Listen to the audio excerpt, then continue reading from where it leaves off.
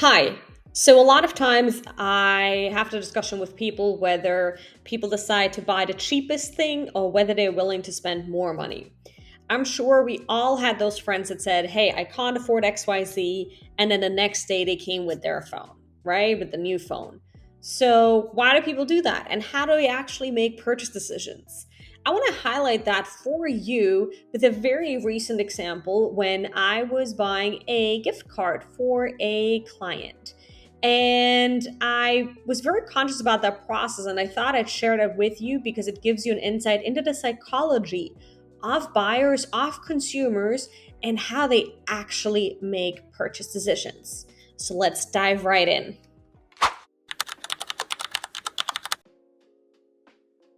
So let's start off with a simple search, right? I went to Google Maps, I typed in massage in the area of my preference, and I just looked at the results that came up, right?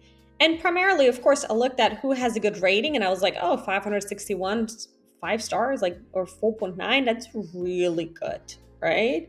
Here we got 875, here we got 51, here we got 95, here we got 54, and so on, right?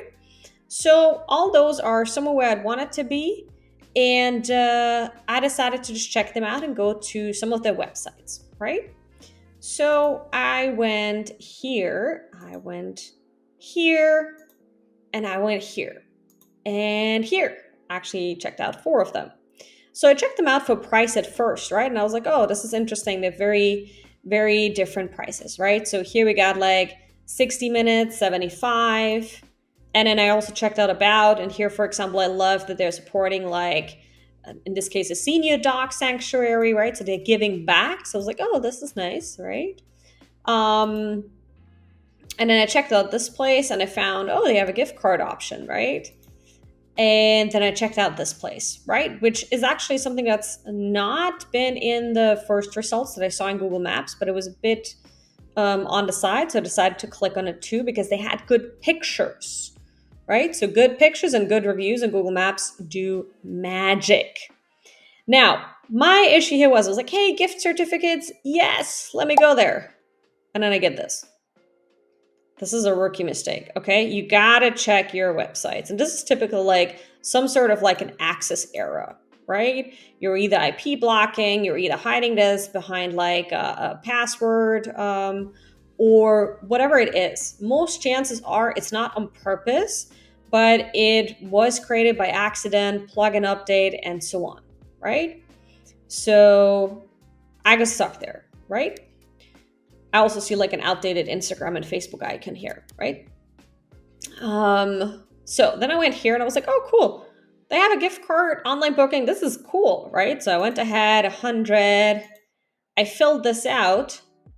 I'm just going to use a test email just to show you um, what I then encountered on the next side because, yeah.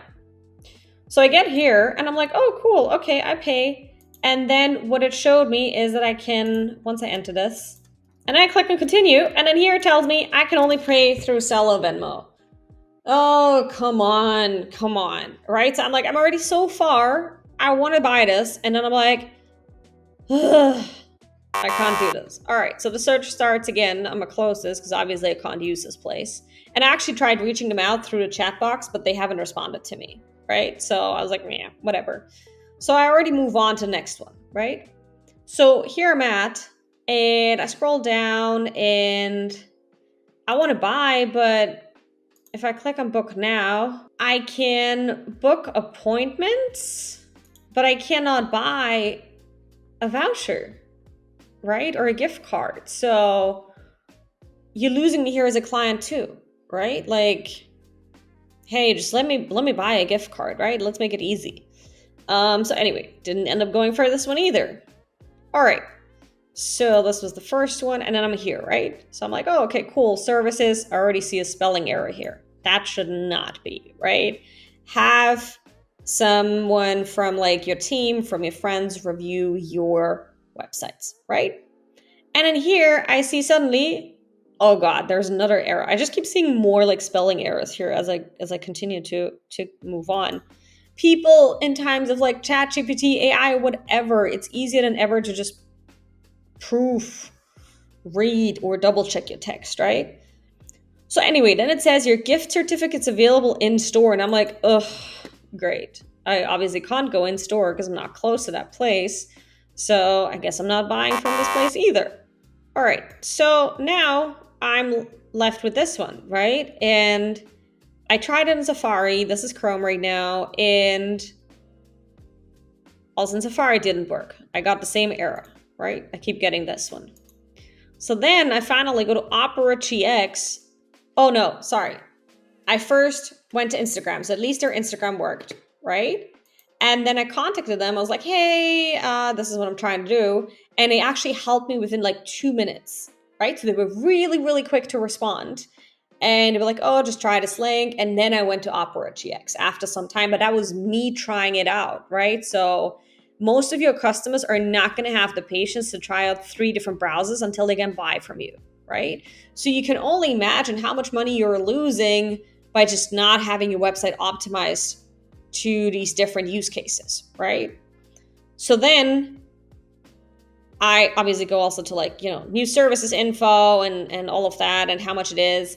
And their massage wasn't the cheapest of the places that I saw, but they made it the easiest for me to buy, right? Whereas with all the other places, I would have still had to like spend probably at least an hour a day, or I had to carry the thought forward till tomorrow to like figure out how I could actually pay for a simple thing as a gift card.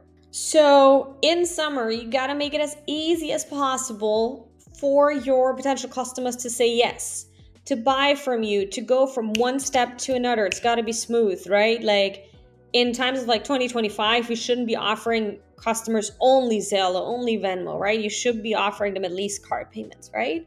Or like if you offer like a live chat option, make sure somebody actually sits there and responds to it, right? Don't let people wait. They move on, right? Like you have seen how quickly these thoughts progress, and I'm very aware of them. But most of your clients won't be, right? But this is literally what's going on in their head. So, and of course, to like all the businesses that were highlighted in this video, right? I wish them only the best. I do not know a single one of them. If you are from the business and you're watching this, I hope that this helps you optimize your landing page and your user experience and your customer flow. I do think there's a lot of potential for improvement and for revenue. And especially in times like this, you got to optimize these things to make sure you stay on track with revenue, because otherwise your competitors are moving ahead, right? So make sure you're up to date. You get all the right tools and resources. And let us know in the comments below. Did you see anything else you'd improve on these websites, right? Or how do you make decisions as a customer? Or were the moments where you ended up going for the more expensive thing because there was something else there that made it more valuable for you and where you were okay with spending more money?